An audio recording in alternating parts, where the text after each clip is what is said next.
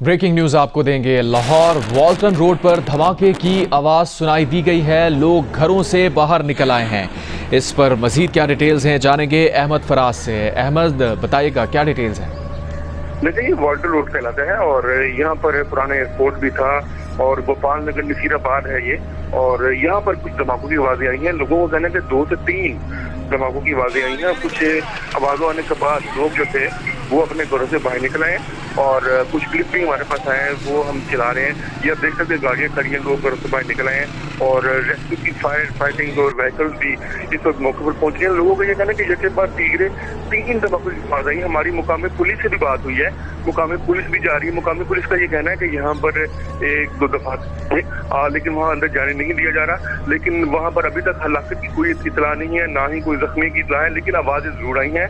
कुछ महल्लेदार वहाँ पर लोग जो है वो घर से बाहर निकले और बड़ी जोरदार